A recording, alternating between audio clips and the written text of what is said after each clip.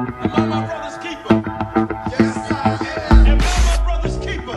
Yes, I am. Am I my brother's keeper? Yes, I am. To this day.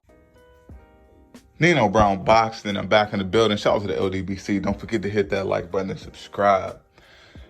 Oh my God, man. When it comes to this whole Terence Crawford situation and the aftermath of this Kell Brook fight, it went from a large number of people choosing Kell Brook to win. Crawford went in there and did his thing. You had some people, they kept it 100 and they gave Crawford his credit. And then a lot of other people that picked Crawford to lose are like backtracking and saying that they don't give him credit. All I know is a large portion of why boxing sucks is because of the fans. Simple. It's like, imagine somebody winning a playoff series and you don't give them credit for winning that playoff series. This shit is wild to me.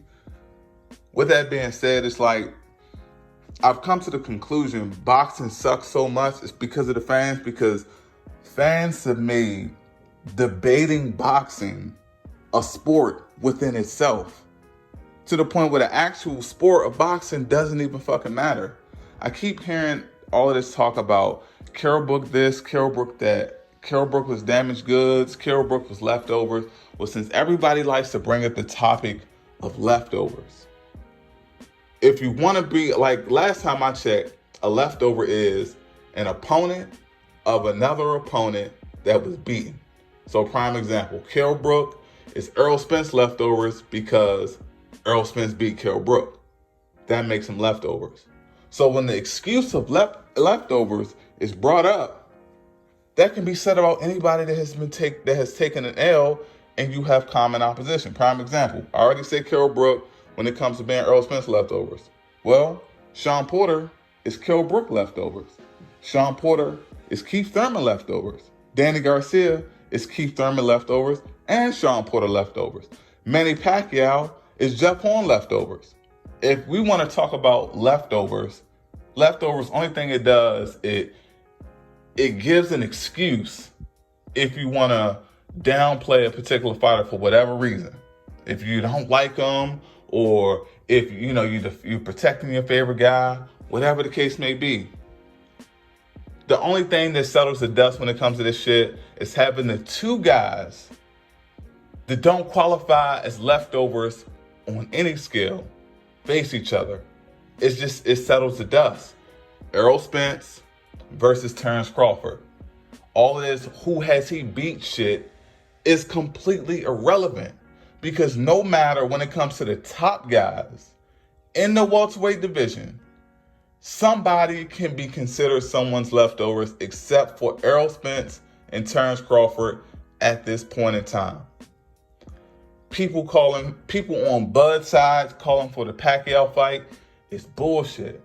People on the Spence side calling for the Pacquiao fight is bullshit. Saying that Spence going after Pacquiao, like that's something to be happy about. Fuck that. It's irrelevant, because Pacquiao is, like, I understand the payday and all that bullshit, but Pacquiao is Jeff Horn leftovers. And guess who leftovers Jeff Horn is? Terence Crawford. Pacquiao is a 40-year-old man with a whole bunch of excuses already built into it. It all depends on who Pacquiao is facing. He's legitimate win if you like the guy, and it's not legit if you don't like the guy.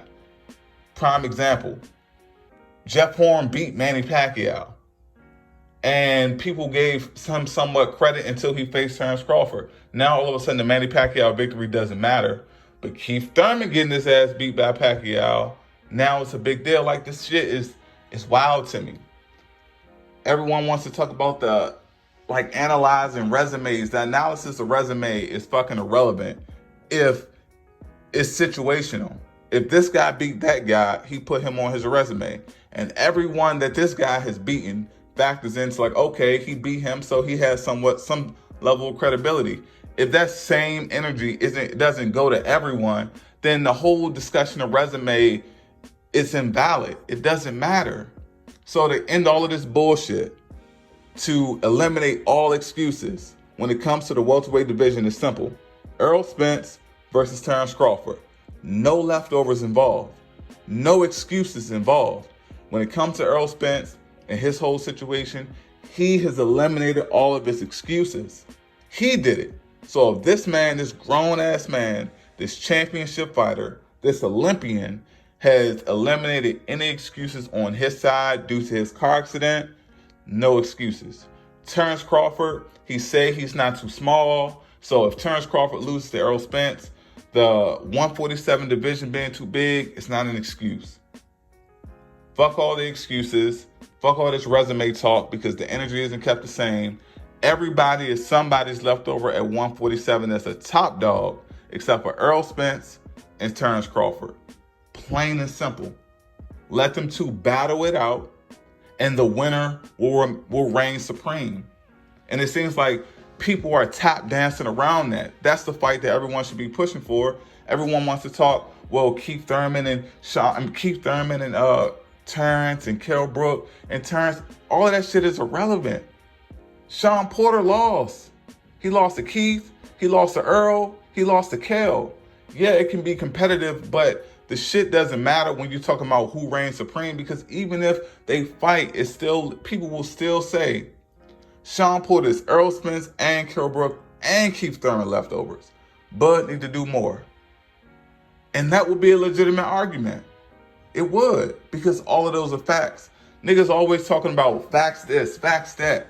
Well, those are the facts. Everyone is leftovers. Everyone can be considered a leftover except for Errol Spence and Terence Crawford. It's simple. Make the fight. Push for that fight.